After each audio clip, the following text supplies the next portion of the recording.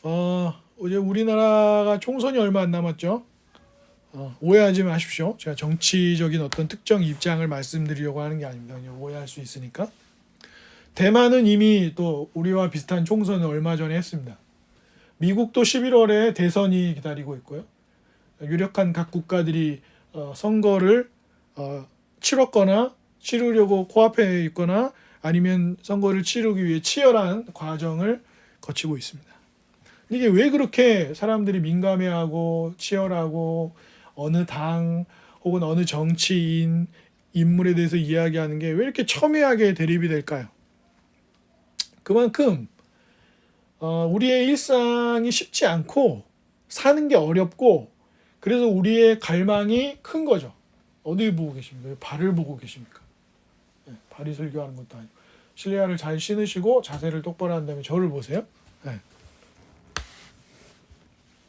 그만큼 사람들이 민감할 수밖에 없는 거죠. 그동안 여러 종교들이 또 돈을 많이 가진 어떤 복지를 할 수 있는 사람이 뭐 록펠러 같은 사람 뭐 뉴욕의 수도세를 계속 내주고 있다잖아요.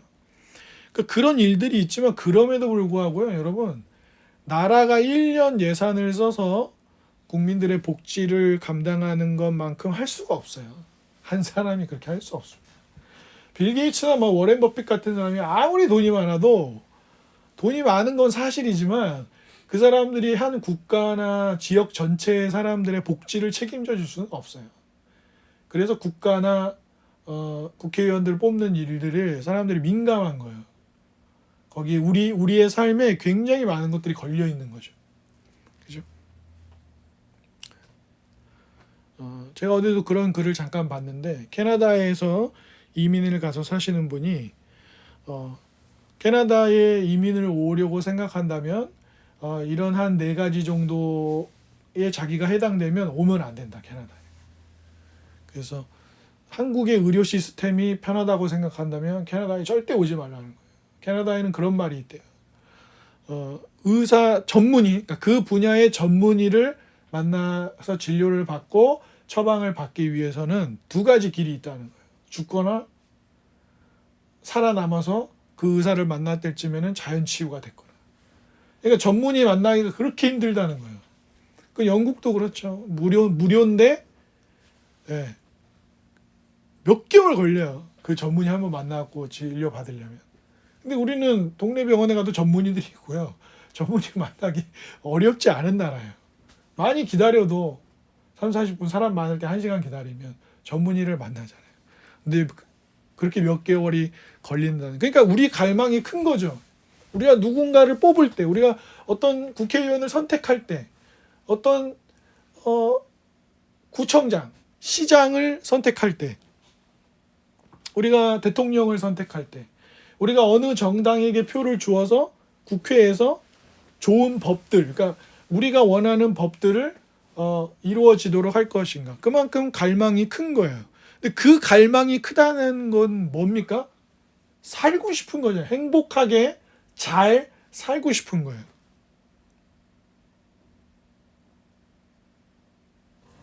군주론을 쓴 유명한 이탈리아 사람이죠. 마키아벨리라고. 그 군주론에도 보면은 마치 정약용이 목민심서 쓴 것처럼 어떤 군주가 좋은 군주냐, 어떻게 해야 잘 백성 다스리고 관리들을 잘 이끌 수 있냐 이런 얘기 써 있잖아요. 목민심서에도 보면 어떤 관리가 되어야 부끄럽지 않은 백성들 사랑할 줄 아는 관리가 되냐. 그래서 관리가 어디 이사 갈 때 새로운 부임지로 갈 때 이삿짐을 막 옮기는데 수레에 책이 많이 있어야 된다. 막 이런 얘기가 있어요. 정약용이 쓴 목민심서에 보면. 그죠? 그런 얘기인데 마키아벨리가 무슨 얘기하냐면 군주론에서 결국에 이것저것 다 잘해야 되는데 운이 좋아야 된다는 거예요. 운이. 그게 엄청나게 영향을 미친다는 얘기가 마키아벨리 책에도 써 있습니다. 말씀을 드리는 이유는 그런 치열한 정치적인 투표라는 선택을 해서 그것도 인류 역사에서 우리가 투표해서 사람을 뽑게 된 지가 얼마나 됐어요? 인류 역사가 이만큼이면 이만큼은 그런 적이 없어요. 이제 겨우 요만큼 해보는 거예요, 지금. 그죠? 여성들이나 또 인종차별 받던 사람들이 투표권을 갖게 된 지도 역사가 얼마 안 됐어요. 짧습니다. 굉장히 짧아요. 우리나라도 투표 그 연령 조금 낮춘 게 얼마 안 됐잖아요. 그죠?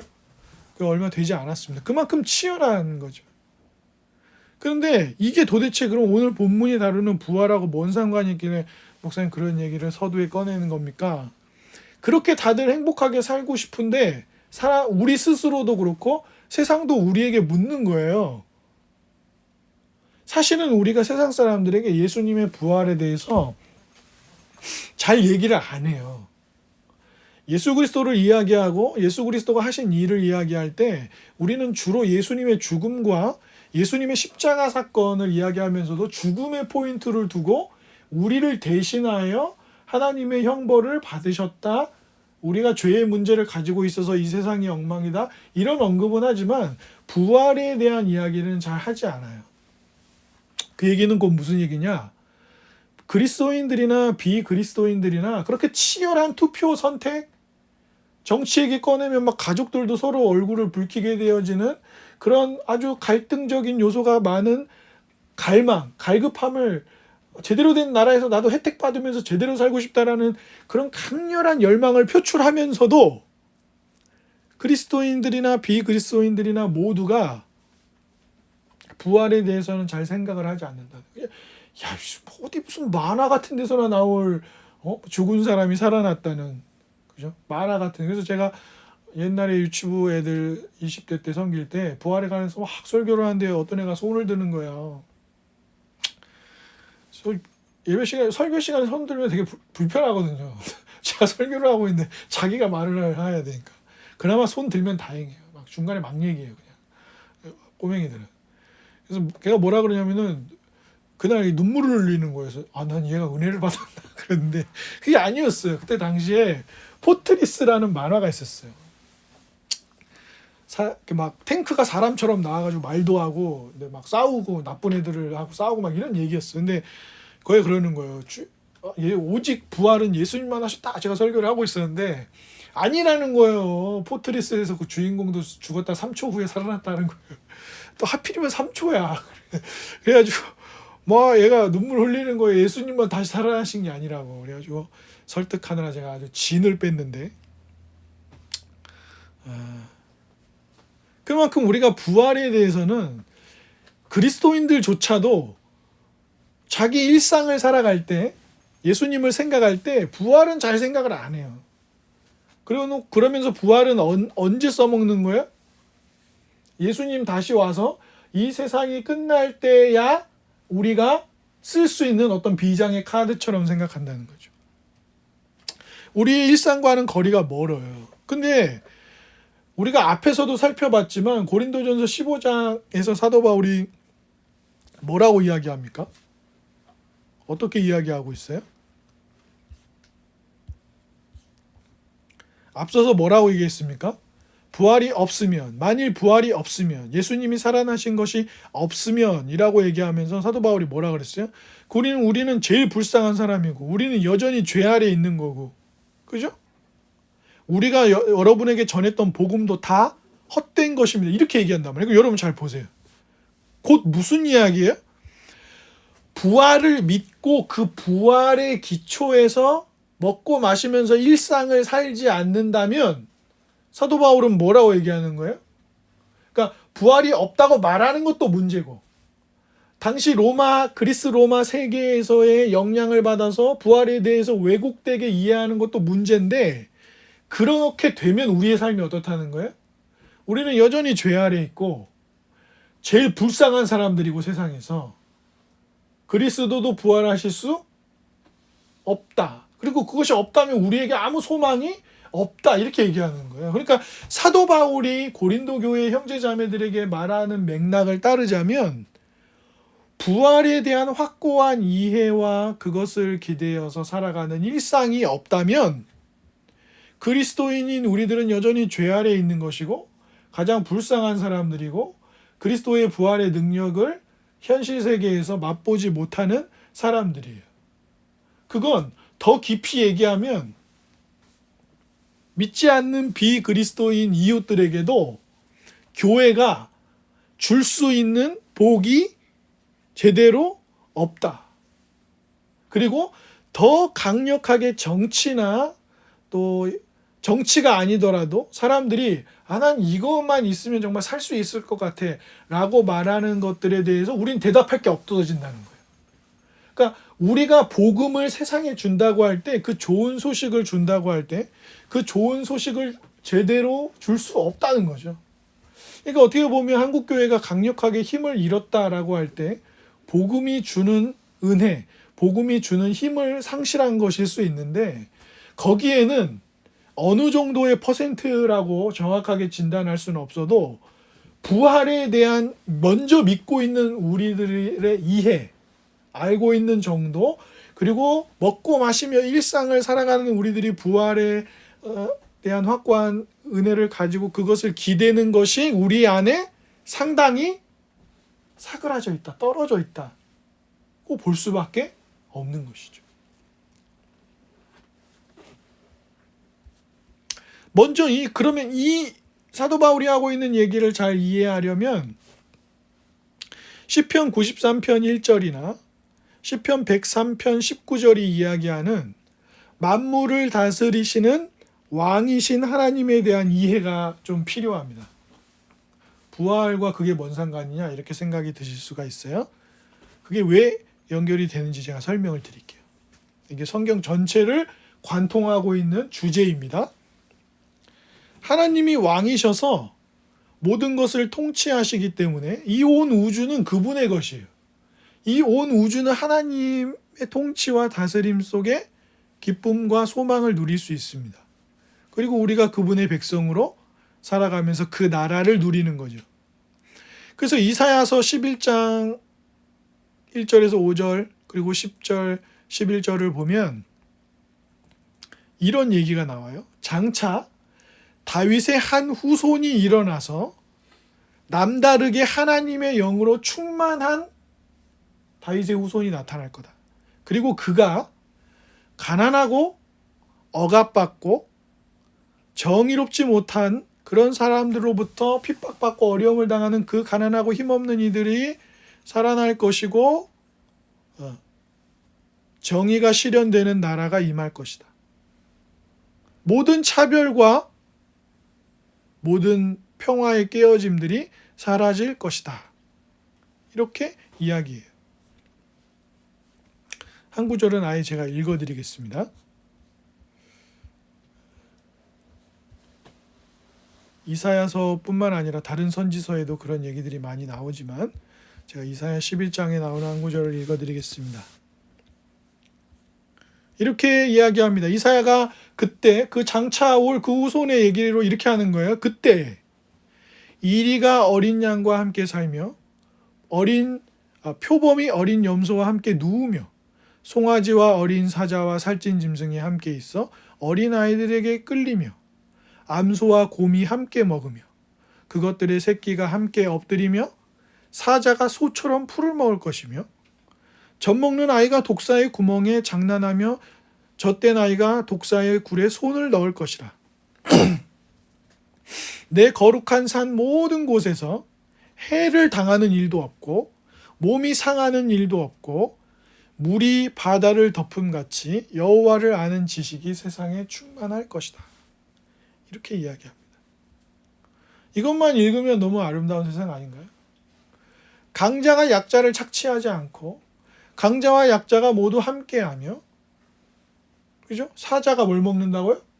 풀을 먹어요. 그런 날이 온다는 거예요. 우리가 좀 더 와닿게 이야기하면 정치적인 평화가 찾아오고 사회는 더욱 아름다운 모습을 가지며 자연적인 치유가 늘 있고 노화, 질병과 죽음, 사망을 완전히 이기는 것에 대한 비전이 하나님이 만물을 다스리시는 것으로 약속되어 비전으로 제시되고 있다는 거예요. 그런데 문제는 뭐예요? 창세기 3장에 보면 제가 읽어드릴게요. 창세기 3장 17절부터 19절에 보면 뭐라고 되어 있습니까? 우리가 잘 알고 있는 것처럼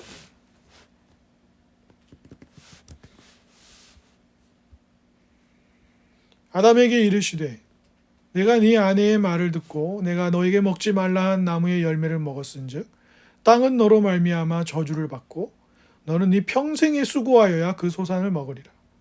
땅이 내게 가시덤불과 엉겅퀴를 낼 것이라. 네가 먹을 것은 밭의 채소인즉 네가 흙으로 돌아갈 때까지 얼굴에 땀을 흘려야 먹을 것을 먹으리라. 네가 그것에서 취함을 입었음이라. 너는 흙이니 흙으로 돌아갈 것이니라. 그리고 우리가 또 잘 알고 있는 구절이 뭐가 있습니까? 로마서 8장에도 이렇게 되어 있습니다.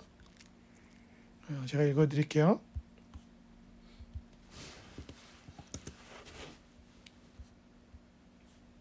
피조물이 모든 만들어진 세상 말하는 겁니다. 피조물이 허무한데 굴복하는 것은 자기 뜻이 아니요 오직 굴복하게 하시는 이로 말미암음이라.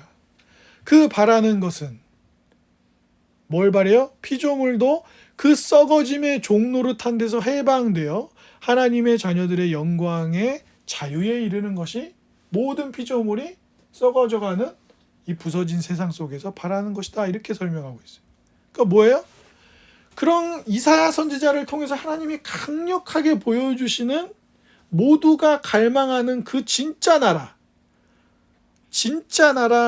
대한 비전이 어떻게 해서 인류의 대표였던 아담이 범죄함으로써 깨어져서 모든 피조물이 썩어짐의 노예 생활을 하고 있다.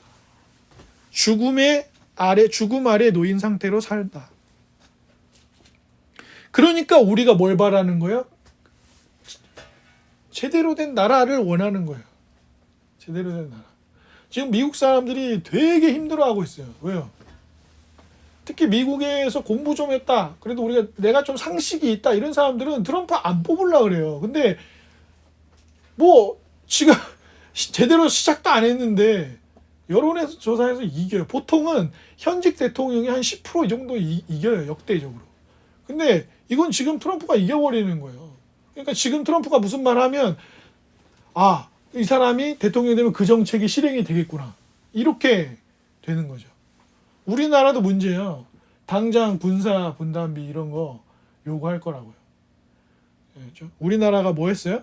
심리적 핵 보유가 실제로 핵을 보유하지 않았기 때문에 미국을 통해서 심리적으로 핵을 보유한 나라다 했는데 트럼프 대통령이 이미 얘기했어요. 그렇게 심리적으로 핵 보유하고 싶으면 돈 내놔라 이거예요. 아주 입속에 밝은 양반이에요. 부동산으로 돈 버는 사람 아니에요.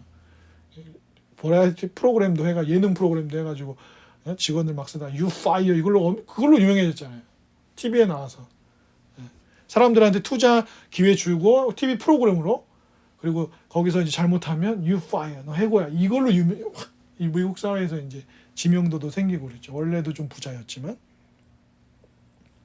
그러니까 소원하는 거예요. 야 언제까지 우리는 강대국 아래 있어야 돼? 언제까지 저 사람들한테 져야 돼? 언제까지 저 정당한테 져야 돼? 언제까지 저 사람 밑에 있어야 돼? 내가 원하는 나라의 강력한 그림인 것이죠. 그러니까 성경도 우리에게 설명하는 거예요. 우리가 그렇게 강력한 뭔가를 원하는 이유는 뭐예요? 하나님 나라를 에덴 동산에 그게 완벽은 아니었지만 그 하나님 나라의 통치가 아름답게 차별도 없고 정말 사자와 어린 양이 함께 뛰놀고 독사 굴에 손 넣는데 독사가 나를 안 물어요. 얼마나 행복해요. 아마 제가 생각할 때는 그 나라가 임하면 이제 바퀴벌레도 우리가 늘 하고 때려잡는 그 날이 아닐 거예요. 그죠? 그런 날이 오지 않을 거예요. 우리가 바퀴벌레하고도 행복하게 지낼 수 있을 거예요. 걔네들이 지금의 모습이 아닐 거죠. 왜냐하면 우리도 부활하여서 새로운 몸을 입는다고 할 때 그리스도께서 부활하셔서 새로운 몸을 입는 것을 어느 정도 보여주셨던 것이죠. 우리도 전혀 다른 몸을 입을 거란 말이죠. 나중에 이제 34절 이후에 몸의 부활에 대한 설명이 나오지만 그런 거예요. 그러니까 그러면 도대체 예수님이 부활하신 것이 사도 바울이 얘기하는 것처럼 뭔 의미가 있냐. 근데 오늘 우리가 읽었던 9절 20절 넘어가면서 뭐라 그래요? 그분이 첫 열매다. 부활이라고 하는 것의 첫 열매가 되었다. 그럼 나사로는 왜 아닌가요? 나사로는 부활은 아니에요. 왜냐하면 부활은 새로운 몸을 입고 완전히 새로워져야 되는데 나사로는 소생이라고 우리가 표현합니다. 왜요? 나사로는 그렇게 살아났다 나중에 다시 죽어요. 새로운 몸을 예수님처럼 새로운 몸을 완전하게 입은 게 아니에요. 다시 죽지 않는.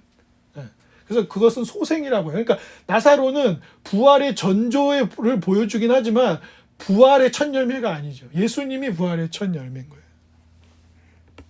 그죠? 근데 부활의 첫 열매이면서 사도 바울이 오늘 본문을 시작하면서 뭐라 그랬어요?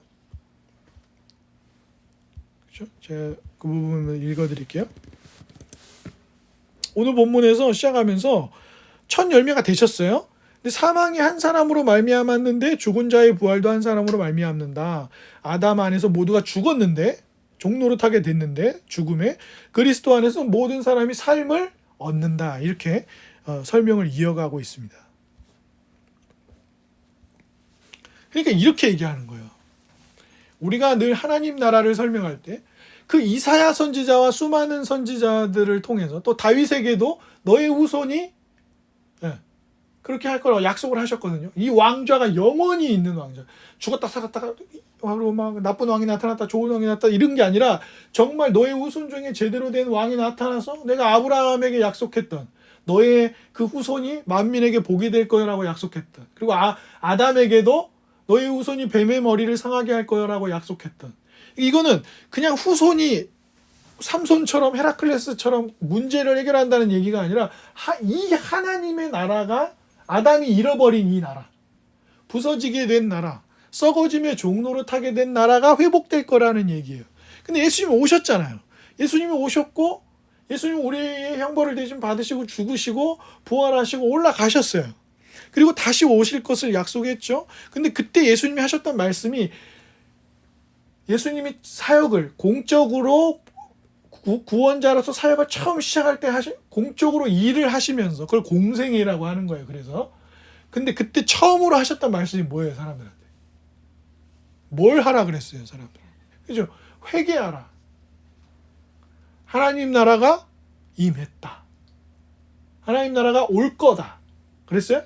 아니 하나님 나라가 왔어요. 누구랑 같이 예수님이 사역을 시작하시면 예수님이 이 땅에 오시면서 하나님 나라가 왔어요. 이제 여러분이 그렇게 간절하게 원하는 그 나라가 이미 왔어요. 자, 이제 여기에 문제가 있는 거예요. 고린도 교회 사람들이 힘들어했던 이유도 여기에 있었던 거예요. 뭐가 문제냐? 이미 왔어요. 근데 아직 완벽하게 완성은 안 됐어요. 그래서 이미 왔는데 아직이에요. 우리는 이 사이를 살고 있어요. 이미 임했는데 완전하게 또 그것이 딱 종국의 클라이막스를 맞이할 짜자잔 할 날은 기다리고 있어요. 보증이 되었어요. 분명히 될 거예요. 근데 그 일이 확 일어나는 건 아직 시작은 되었으나 마무리는 안 되었어요. 이 중간을 사는 거예요. 그러니까 어떤 일이 생기는 거예요? 이미 임했어. 하나님 나라가 이미 임했어 라는 걸 막 극단적으로 강조하는 사람들은 어떻게 해요? 주님 나라 임했네 다 된다 이렇게 되는 거예요. 땅끝까지 선교 가자 막 여기 일상에 이런 거 다 내버려 야 이건 다 걸기적거리는 거야. 그냥 가! 막 이런 식의 극단적 행태를 보이는 거예요. 왜? 이미 임했으니까 어떻게 돼요? 다 잘 될 거예요. 굉장히 순진한 낙관적 상태를 갖는 거예요. 다 잘 될 거야. 선교 가면 다 잘 될 거야. 교회 개척하면은 이거 이미 임했어. 하나님 나라가 승리했어. 사망도 우리를 어쩔 수 없어. 마귀도 우리 못 건들. 다 잘 될 거야. 근데 이게 교회에만 있습니까? 유럽이 세계 1차 대전과 2차 대전 터질 때기 전까지 물론 거기 이제 기독교적인 색깔이 아주 강한 대륙이지만 세계 1, 2차 대전 터질 때까지 유럽에는 어떤 게 팽배했죠? 낙원이 임한다 그랬어요. 사람들이 실제로.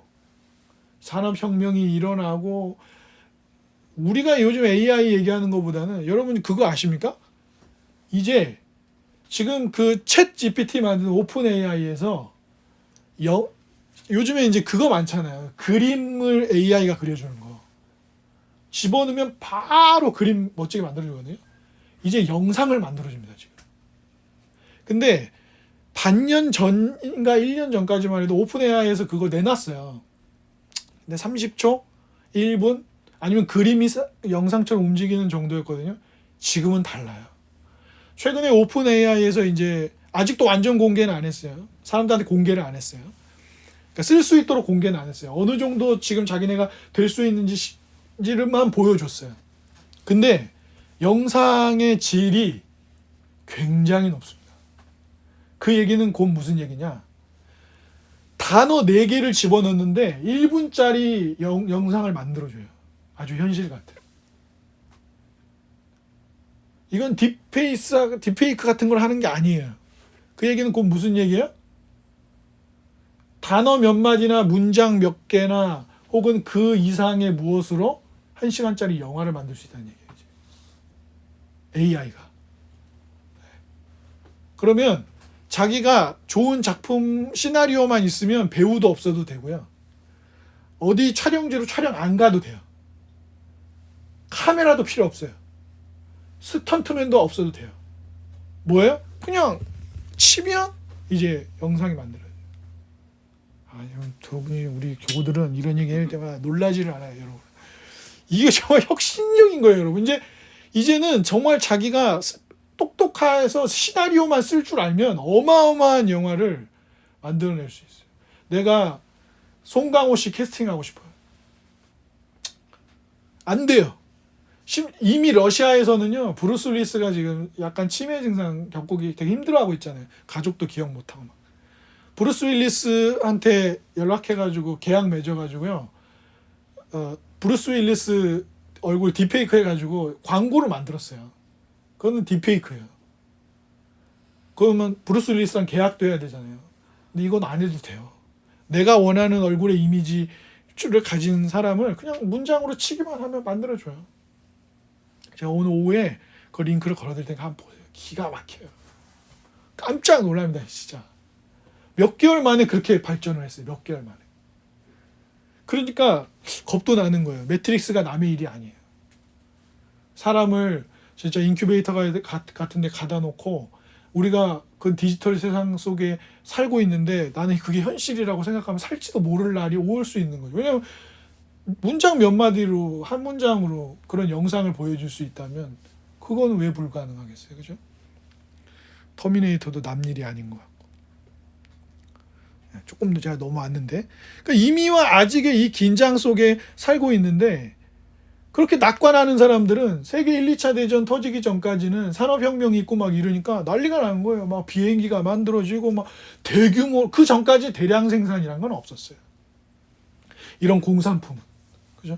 근데 막 공산품들이 막 대량으로 나오고, 야, 이건 천국이 오는 거 아니야? 사람들이 다 그렇게 생각했다니까요. 근데 또 아직을 너무 강조하는 사람들은 어때요?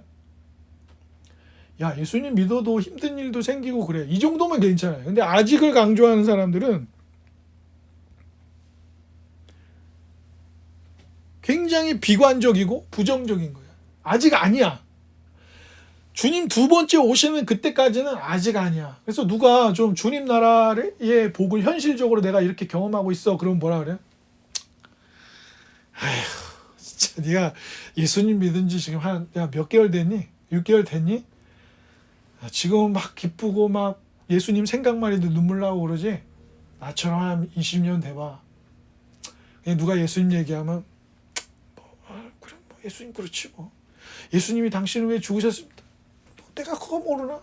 근데 직장생활 너무 힘들어. 예수님이 직장생활 해보셨냐? 예수님이 직장생활 대신해 주는 것도 아니잖아. 이렇게 간단 말이에요. 근데 이게 세상에도 있다고요. 뭐가 있어요? 내세를 이야기할 때, 이 세상 말고 저 세상 이야기할 때 극단적으로 이 세상은 그냥 마냥 힘들고 어렵기만 하고 죽고 나서의 일만 자꾸 얘기해요.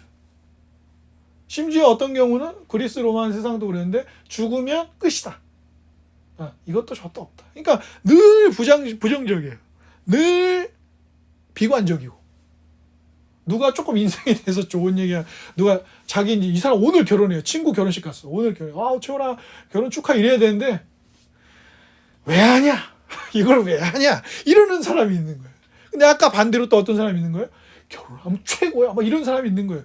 근데 우리는 실제로 그 이미와 아직 사이를 경험한단 말이에요. 그죠? 거기서 혼란과 갈등이 있는 것이죠. 그런데 고린도 교회에 있었던 형제 자매들도 이 혼란을 겪은 거예요. 예수님을 믿었어요. 그 부활에 대한 것도 사도 바울에게 배웠어요. 근데 뭐가 있는 거예요?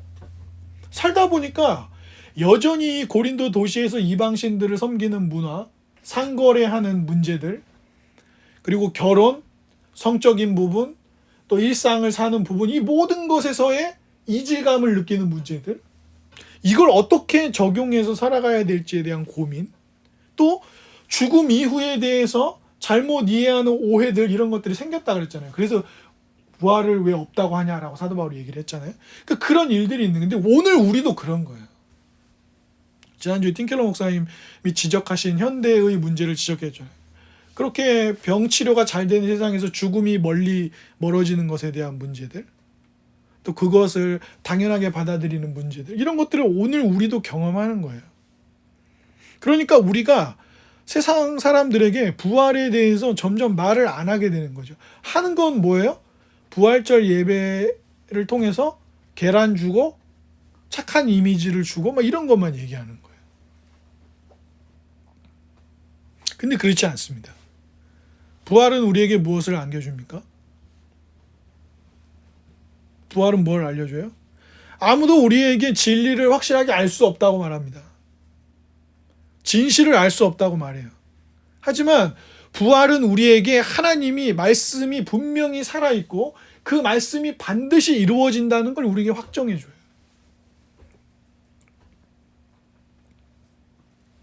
그러나 한편으로는 뭐예요? 아직 그날이 마지막 날이 이르지 않았기 때문에 우리가 모르는 부분도 있기 때문에 겸손하게 살아가야 한다는 것을 우리에게 가르치죠. 그럼 뭐예요? 하나님의 진리의 말씀을 가지고 겸손한 태도로 그러나 확신을 가지면서 사람들, 우리의 이웃들과 대화할 수 있는 삶의 토대를 마련해줘요. 그게 부활이 진리의 말씀으로 살아가는 우리에게 주는 힘입니다. 또 뭐예요? 베드로후서 1장 4절에 보면 우리는 신의 성품에 참여하는 자가 되었다. 하나님이 가지신 거룩하신 성품에 참여하는 자들이 되었다. 주님을 닮아간다, 이 얘기를 해요. 근데 우리가 살면서 계속 무슨 고민이 있어요? 어제의 나, 그저께의 나, 일주일 전의 나, 한 달, 6개월, 1년 전의 나보다 난 더 나은 그리스도인인가? 난 더 주님을 닮아가고 있는가? 그렇지 못한 것 같은 혼란함을 느끼고 스스로를 정죄하게 되고 죄책감 속을 헤매고 막 이렇게 될 때가 많잖아요. 그러면서 아이씨, 그래, 내가 오늘 성경 읽으면 뭐하냐, 오늘도 나는 또 거짓말할 거고, 오늘도 나는 또 나의 약점을 가지고 자빠질 건데, 이런 마음, 자포자기하는 마음도 들 때가 있잖아요. 그죠? 여러분 안 그러세요? 전 자주 그렇습니다. 제가 어제 설교 준비할 때도 채원이가 옆에서 보면서 슬슬 와서 봐요. 설교 준비 제대로 하고 있나. 그럼 저도 그런 생각이, 지나 제대로 하지, 지나. 좀 방학생활 책도 좀 읽고 더 아름답게 보여. 근데 서로가 그런단 말이에요. 그러니까 나 자신에게만 그러는 게 아니라 우리가 서로에게도 그래요. 예? 물론 그게 좋은 의미에서는 북돋아주는 격려가 되기도 합니다. 걔 아들이 지켜보고 있는데 내가 더 바른 목사가 돼야겠다, 이런 생각을 하죠. 그런데 그런 우리에게 이미 임한 이 부활의 내용이 이제 우리를 이 죄의 속박으로부터 완전하게 자유하게 하여 새로운 우리를 맞이하게 할 것이라는 확신을 줘요. 하지만 한편으로는 우리를 겸손하게 만듭니다. 아직 그 나라 완전히 임한 것은 아니기 때문에 겸손하며 주님을 더 기대해야겠다고 생각합니다. 그래서 다시 넘어지거나 실패한다고 해서 누군가를 얕잡아 보거나 조급하게 그 사람을 판단하지 않고요. 그럼에도 불구하고 그 확실한 부활이 뭐예요? 나를 결코 망가지고 변화되지 않는 삶에 하나님이 그냥 두시지 않을 거라는 소망을 품게 하는 거죠. 이 소망의 근거가 있어야 우리가 막 휘둘리는 우리의 삶에서도 주님을 닮아가고 주님을 따라가는 믿음의 삶을 경주를 할 수 있는 거예요. 이 확신이 없으면 우리는 경주를 할 수 없어요. 그죠? 안 믿어뒀던 사람이 훨씬 나아 보이죠. 교회는 어때요? 만약에 우리가 부활에 대한 확신을 가질 수 없다면 교회는 그냥 비관하게 될 거예요. 야, 고린도 교회 봐라, 그게 교회냐? 저 파당이 나뉘고 싸우고 당연히 우리가 믿어야 되는 부활도 제대로 못 믿고 이게 뭐 교회야? 우리는요? 우리는 어때요? 솔직히 여러분 속으로 우리 교회 어디 소개하기 창피해 이런 마음 드실 때 있지 않아요? 우리 목사님 왜 저렇게 생겼나? 우리 목사님 왜 설교를 저렇게밖에 못하나? 왜 우리 공동체는 이것밖에 안 되나? 우리는 왜 이렇게밖에 할 수 없나? 그런 생각이 드실 때 있지 않아요? 근데 그게 나를 봐도 그렇고 옆에 있는 형제자매들을 봐도 그렇잖아요. 저 사람 없으면 교회 더 잘 될 것 같은데. 아니 뭐가 어떻게 되면 뭐가 될 것 같은데. 그런 생각들을 하게 되잖아요. 근데 흠이 보이면 그냥 성급하게 바로 교회로 옮겨야 될까요? 문제가 있으면 그냥 가혹하게 비판만 하면 될까요? 아니죠. 그 왕이신 분이 이미 우리에게 주신 소망은, 그 나라에 대한 소망은 뭐예요? 이 부활이 확실하게 우리에게 임할 것이라는 확신을 주잖아요. 그러니까 사도 바울이 고린도 교회를 뭐라 그래요? 거룩한 형제요 자매라고 교회라고 부르는 거예요. 야, 너희들이 말도 안 되는 이런 일을 너무 오늘부터 너희는 교회도 아니다. 내가 사도의 권위로 얘기한다. 고린도는 오늘부터 교회 아니야. 이렇게 안 한단 말이에요. 안 한단 말이에요. 잘했다는 게 아니에요. 하지만 고린도 교회를 향해서 이런 문제들이 많으니까 너는 교회 아니야? 끝. 이렇게 편지를 쓰지 않았단 말이에요. 문제들을 다루면서 다시 복음을 되새기게 해주는 거예요. 내 영혼아 내가 어찌하여 불안해하는고 너는 너의 하나님을 바라라 라고 시인 스스로가 스스로에게 복음을 이야기하는 것처럼 사도 바울은 수고하며 애썼던 그 교회 형제자매들을 향하여 다시 복음을 전하는 거예요. 오늘도 이 고린도전서에서 첫 열매 되신 그분을 얘기하면서 다시 복음을 말해주는 거예요. 이미와 아직을 설명하면서 말입니다. 세상은 과학도 발전하고 이것저것 좋아지고 막 그러죠. 그러나 뭐는 바뀌지 않아요? 사람의 본성이 바뀌지 않아요.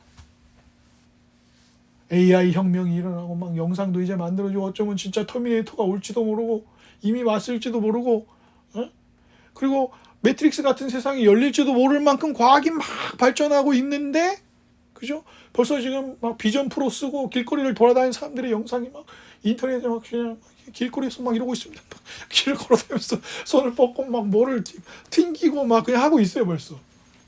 아주 정말 해외는 세상이죠. 그러나 사람이 변하지 않는 거예요. 그러니까 우리는 부활을 통해서 세상에게 뭘 줄 수 있는 거예요? 여러분이 진짜 원하는 나라는 공화당을 뽑는 게 아닙니다. 여러분이 진짜 원하는 나라는 민주당 지지자가 되는 게 아니에요. 여러분이 진짜 원하는 나라는 특정 정치인이나 어떤 구조나 내용을 실현시키는 데 있지 않습니다. 그럼 뭐예요?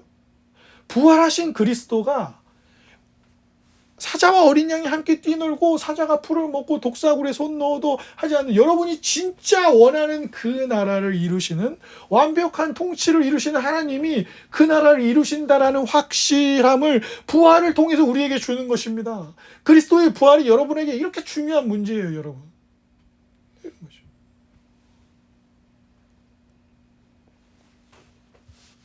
주 안에 사랑하는 여러분. 그래서 사도 바울은 첫 열매인 그리스도의 부활이 이렇게 중요합니다.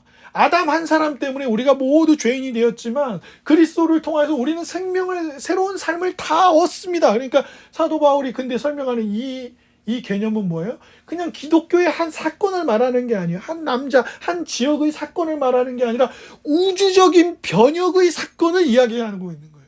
그런데 여러분이 이런 부활이 없다고 한다면 이제 앞에 이야기까지 다 해당되는 거예요. 여러분이 싸우고 다투고 성적인 문제를 일으키고 이러는 이유들도 뭐예요? 그것과 연결되는 겁니다. 라고 얘기해요.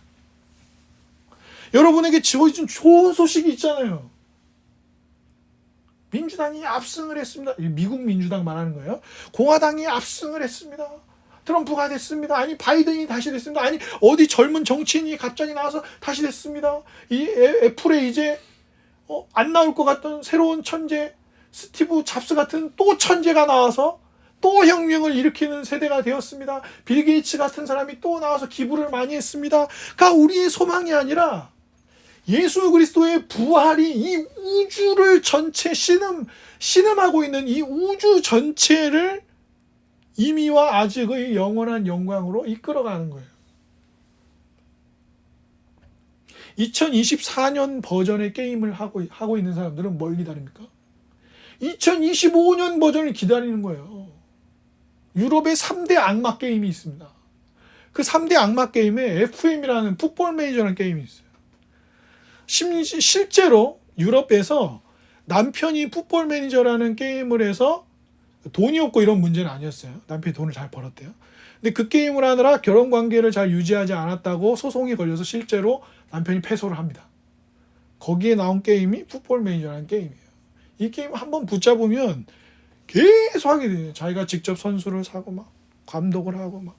안정환 감독도 유튜브에 그 게임을 한 걸 올렸는데 안정환 씨가 뭐라 했냐면, 야 이거 그냥 하다고는 밥도 안 먹고 24시간 그냥 가겠다. 축구를 좋아하면 재밌는 거죠. 근데 게임만 그래요, 여러분. 누군가는 워커홀릭이잖아요. 누군가는 알코올릭이잖아요. 누군가는 성의 도착 증세를 보이잖아요. 누군가는 공부에 그렇게 매몰하잖아요. 누군가는 사람에 매달리잖아요. 그게 정치 영역에서만 일어나는 일이에요. 근데 뭐 때문에 그래요? 그것을 통해서 내가 원하는 갈급함의 문제를 해결해 보겠다는 거예요. 근데 아니에요. 여러분 옛날에 그거 다 해봤잖아요. 사랑하는 고린도 교회 형제자매 여러분, 첫 열매가 누구십니까? 그분을 통해서 무슨 일이 일어났어요? 아담 때문에 모두 죄인이 돼서 신음하게 된 것처럼 그분 때문에 우리가 새 삶을 얻습니다. 그 새 삶이 우리를 새롭게 하잖아요. 이 소망이 복음인데 부활이 없다고요? 부활에 대해서 오해를 한다고요? 그렇다면 여러분은 복음을 누릴 수 없는 것입니다. 라고 이야기해 주는 것입니다. 사랑하는 여러분, 저도 이 부활에 대한 내용을 살펴보면서 많이 반성하고 회개하고 있습니다. 이 부활을 얼마나 일상의 저의 소망으로 삼고 사는지를 보고 있습니다. 이 우주적인 사건이 여러분의 일상에서는 어떤 자리를 차지하고 있습니까? 어떤 부모님은 그러죠. 야, 인생 엄청 힘든 거야. 너의 미래에는 힘든 일만 기다리고 있어. 그러면 이분은 자꾸 아직으로만 얘기하는 거예요. 근데 또 어떤 부모님은 뭐든지 될 수 있어. 너는 커서 네가 하고 싶은 건 정말이요? 뭐든지 할 수 있어요? 아니잖아요. 여기서의 정답은 예수 그리스도의 부활만이 우리에게 각자 주어진 삶의 영역을 복되게 살아내게 한다는 거예요. 부디 부활이 여러분의 삶의 신학적인 단어로 머물지 말고 여러분의 일상을 파고 들어오는 하나님 나라의 임재로 나타나고 드러나고 누려지고 여러분을 통해서 그 나라의 소식이 나눠지게. 여러분이 진짜 좋은 나라가 있어 라고 여러분의 친구에게 이야기해 준다면 안 들을 것 같습니까? 조금이라도 귀를 기울입니다. 왜요? 강력한 갈망을 가지고 그도 지금 뭔가를 하고 있고 뭔가를 예배하고 있기 때문입니다. 진짜 예배해야 할 것을 이웃들에게 알려주십시오. 그 소망을